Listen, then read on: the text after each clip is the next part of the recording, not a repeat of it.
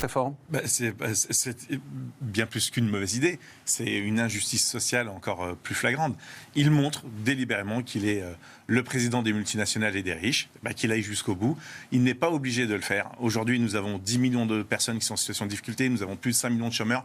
Il faut permettre à ceux qui ont travaillé toute leur vie et qui ne vont pas en profiter, vous l'avez vu dans ce témoignage, effectivement, l'espérance de vie pour les ouvriers, elle est beaucoup moins importante que celle des cadres. Il faut permettre à ceux qui ont besoin de souffler et de partir et de profiter de leur retraite d'y aller, et ceux qui n'ont pas de travail, de pouvoir en avoir. Et puis, par contre, je serais moins convaincu que vous. Je pense qu'au deuxième tour, Emmanuel Macron, le président de la République, pour ne pas lui manquer de respect, ne sera pas en face de Xavier Bertrand, parce que non, mais c'est les mêmes. C'est la même droite extrême d'ailleurs. Il sera en face d'un. Attendez, la même droite extrême. La même droite extrême. Emmanuel Macron, je le mets dans le même camp que Marine Le Pen, avec ses lois séparatistes, avec ses lois discriminatoires, avec ses propos injurieux vers nos compatriotes. Il a été bien au-delà de ce que l'extrême droite aurait pu rêver, et d'ailleurs, ça s'est ressenti dans les urnes.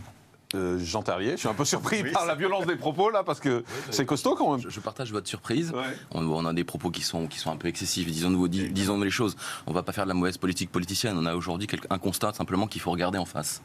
On a un régime des retraites qui est très déficitaire. 18 milliards d'euros en 2020. Ça veut dire quoi? On fait rien, on laisse courir les déficits, ou alors on prend les choses en main et on engage les réformes. On avait voulu le faire, on a été stoppé par la crise sanitaire, par la crise du Covid, et aujourd'hui ce sujet revient. On verra quelles vont être les annonces du président de la République. Si on engage la réforme avant, au moins en partie, ou après les élections présidentielles, je crois que c'est Emmanuel Macron, là pour le coup, qui le décidera. Pourquoi il est déficitaire, le régime ? Qui décidera pour quelle raison il est déficitaire ? du tempo. Parce qu'il y a moins de cotisants. Je crois qu'il faut se saisir. C'est intéressant qu'on dialogue aussi.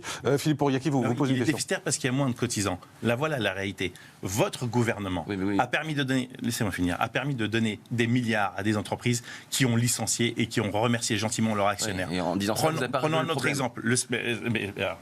Attendez, on met une équation juste en face. Le CICE, c'est 42 milliards d'euros. L'évasion fiscale, c'est 100 milliards d'euros. Alors arrêtez avec vos faux prétextes de 18 milliards. Ça, c'est des pois chiches dans le couscous. Traitons les causes réelles. Et les causes réelles, c'est que vous êtes en train d'appauvrir le peuple et vous permettez à des futurs fonds d'investissement comme BlackRock de mettre la main sur des milliards et des milliards au détriment des Français et des Françaises. Vous avez cette responsabilité-là. Assumez-la. Non, mais on l'assume parfaitement. Mais vous faites un espèce de boogie-boulga de mesures en prenant des exemples sortis de leur contexte. On est en train de vous parler du régime des retraites. L'évasion fiscale, c'est pas 100 milliards. Qu'il faut réformer parce qu'il est c'est pas déficitaire. 42 milliards. Et en responsabilité, on a été élu. Moi, je suis désolé, j'ai été élu. J'avais jamais fait de politique avant. Moi, j'ai été élu pour faire des réformes, pour faire que 5 ans après, la France elle aille mieux. Vous avez dit, et moi je respecte réellement ce que vous avez dit. Il y a une réforme qui est à mener. On verra quel est le calendrier, mais il faut aller au bout de cette réforme. Elle est nécessaire. On peut pas laisser courir comme ça le déficit pour nos enfants et pour nos petits enfants. C'est pas acceptable. Justement, pour répondre à ce que vous dites, le déficit, vous vous rendez compte que c'est un vrai problème? Bien sûr, affirmatif, c'est un vrai problème. Alors, comment on comble? Je viens de vous le redire, l'évasion fiscale, c'est 100 milliards.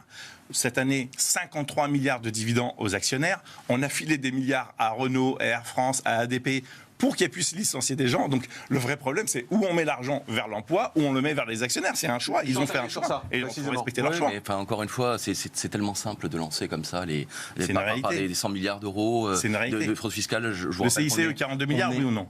Dites-moi si je me trompe. On est avec la loi, oui, on a déverrouillé le verrou de Bercy, on est ceux qui ont récupéré. Le CICE, 42 milliards, vous dites, Philippe. Tout ça derrière, c'est des entreprises qui embauchent, qui créent de la richesse. La preuve que non. Donc, mais bien sûr que non. Mais bien sûr que si. C'est aujourd'hui trop simple de vouloir trouver des solutions à un problème en montrant qu'il y a des riches qui perçoivent beaucoup d'argent.